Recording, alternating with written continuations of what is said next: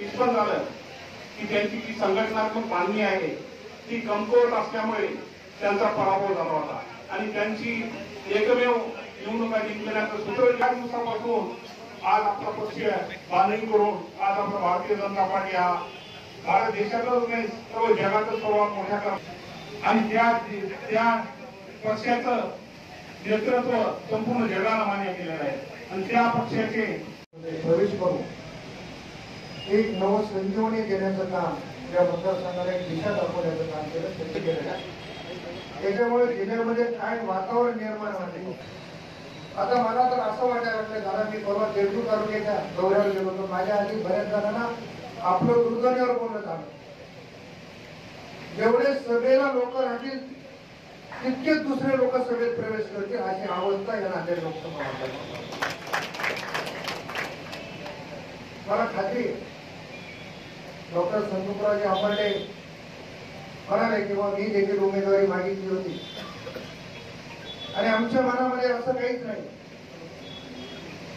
त्यांनी बरीच तयारी करून ठेवली होती. ते म्हणजे मी जेवढी तयारी केली प्रतापराव ती तयारी तुमच्यासाठी आहे म्हणजे जे जे तयार केले ते म्हणजे इतक्या मोठ्या मनानं सगळे मंडळी आपल्यासोबत.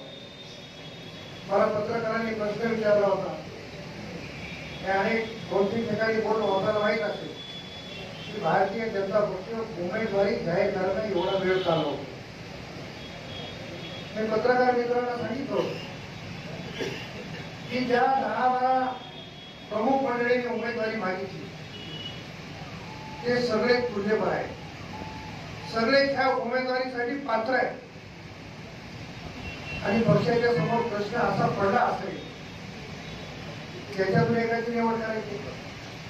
मला हा प्रश्न मला विचारण्यापेक्षा काँग्रेसला विचारा. जिथं दोघंच इच्छुक आहेत आणि तेही नवरा बायको आहेत त्यांची आणि उमेदवारी होत नाही तिथं 10-12चा प्रश्न.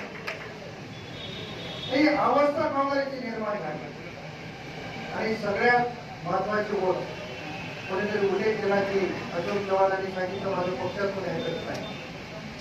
पण औरंगाबादमध्ये काँग्रेसचा उमेदवार नाही, जालन्यामध्ये काँग्रेसचा उमेदवार नाही, लातूरमध्ये काँग्रेसचा उमेदवार नाही, हिंगोलीमध्ये काँग्रेसचा उमेदवार नाही, नांदेडमध्ये नवरा बायको सोडून तिसरं कोणी मागायला तयार नाही अशी अवस्था काँग्रेस. काल आपण चित्र बघितलं. सुभाषराव सामनेची उमेदवारी 4 वाजता जाहीर झाली आणि सुभाषराव वानखेडे उमेदवारी 4 वाजता जाहीर झाली आणि पक्षात प्रवेश रात्री 7:30 झाला. ही अवस्था काँग्रेस पक्षावर आलेली आहे. जिथं जाईल तिथं वातावरण म्हणजे शिवाजीराव मामा आहे तिथे सांगायचं प्रत्येक भागामध्ये असं वातावरण आणि प्रत्येकाला असं वाटतं की आपला माणूस आपल्या हक्काचा माणूस आपल्यात राहणारा माणूस आपण उभाटांकडे तिथं टाकणाऱ्या माणसाला उमेदवारी मिळाली एकदा याला खासदार केल्याशिवाय राहायचं नाही ही भावना म्हणून तुमचे ऋण हे आज व्यक्त करणार नाही. पण मला खात्री मी जेवढे प्रयत्न घेणार आहे त्याच्यापेक्षा आपण जास्त घेणार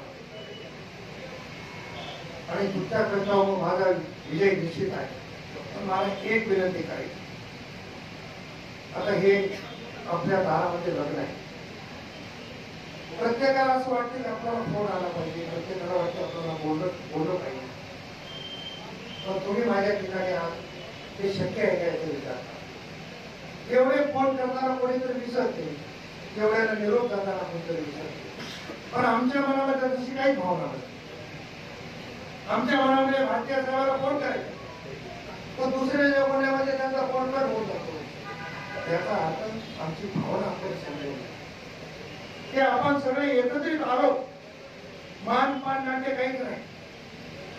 ज्यांना मी फोन करायचं चुकून राहिला असेल तर खासदार झाल्यावर तुमच्याच माणूस हे काही एसीत राहणारा माणूस नाही, दिल्लीत राहणारा नाही, मुंबईत राहणारा नाही, 24 तास रस्त्यावर राहणारा नाही.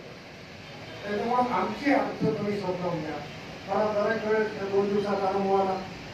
तुमच्या ऑफिसून भगवानराव आलेबाबांना फोन केला पण बालाजीरावला केला नाही.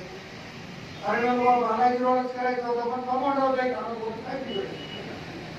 तर ही आपली अंडरस्टँडिंग आपण सगळ्यांनी ठेवावी मी तुमच्या कुटुंबाचा आहे, तुमचा आहे, तुमच्या भाऊ इच्छितो. त्याच्यासाठी तुमच्या आशीर्वादाची आवश्यकता आहे. त्या आशीर्वाद द्यावं एवढी विनंती करतो. आपण सर्वजण आहात त्याबद्दल सर्वांची ऋण